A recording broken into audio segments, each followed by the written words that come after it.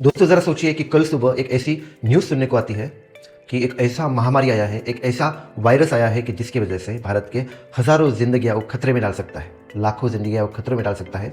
उसका किसी भी डॉक्टर के पास सॉल्यूशन नहीं है।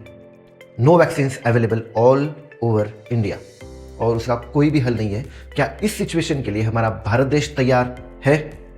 हाँ, इस सवाल का जवाब लेके आया है एक ऐतिहासिक खबर जो गुजरात के गांधीनगर से है दोस्तों।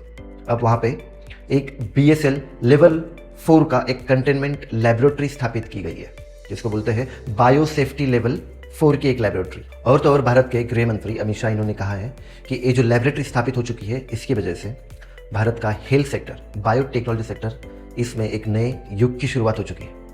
अब BSL 4 एग्जैक्टली होता क्या है? ये जो बायो सेफ्टी लेवल 1, 2, 3, 4 एग्जैक्टली होता क्या है? अब BSL 4 मतलब जो सबसे डेंजरस, सबसे खतरनाक, सबसे जानलेवा और सबसे अत्यधिक संक्रमण जिन भी वायरस का होता है और जिनका ज़्यादा तो वैक्सीन अवेलेबल नहीं होता, इस पे यहाँ पे बड़े कॉन्सेंट्रेटेड रिसर्च इनके ऊपर यहाँ पे किया जाता है। अब यहाँ पे अंतर्राष्ट्रीय मानकों के अनुसार अत्यंत नियंत्रित और सुरक्षित वातावरण में वैज्ञानिक शोध, जांच, वैक्सीन निर्माण और किसी भी महामारी के फैलाव पर तुरंत प्रतिक्रिया देने का काम करता है। गांधीनगर में बनने वाली यह BSL 4 लैब एक एनिमल बायोसेफ्टी लेवल मतलब ABSL फैसिलिटी के साथ स्थापित की जा रही है और इसे भारत के लिए एक रणनीतिक राष्ट्रीय संपत्ति माना जा रहा है। इस लैब में मानवता के लिए सबसे घातक माने जाने वाले वायरसों पर शोध किया जाएगा, जिनमें इबोला वायरस है, मारबर्ग वायरस है, फिर निपा वायरस जैसे बड़े बड़े रोग शामिल हैं। दुनिया भर में इस तरह की लैब्स बहुत कम है और वैश्विक स्तर पर फिलहाल कुल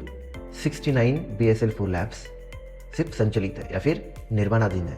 भारत में सबसे लंबे समय से कार्यरत नागरिक BSL 4 लैब पुणे स्थित नेशनल इंस्टीट्यूट ऑफ वायरोलॉजी में, जबकि DRDO ने 2024 में ग्वालियर में भी एक BSL 4 लैब स्थापित की है।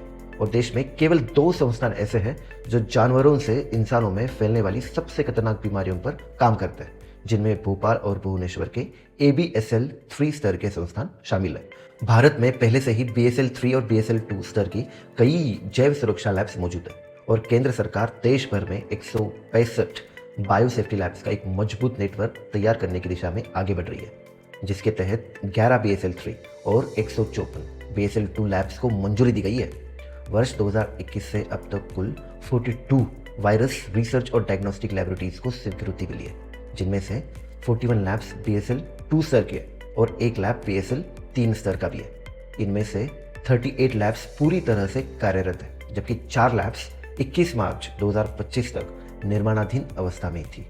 यह पूरा ढांचा भारत की महामारी से निपटने की क्षमता को मजबूत करने और भविष्य के किसी भी स्वास्थ्य संकट के लिए देश को तैयार करने की दिशा में एक निर्णायक कदम माना जा रहा है। तो फिर दोस्तों, हमारा भारत देश अब सिर्फ बीमारियों से लड़ने वाला देश नहीं रहा है, अब इन बीमारियों को रोकने की ताकत के ओर अब बढ़ रहा है।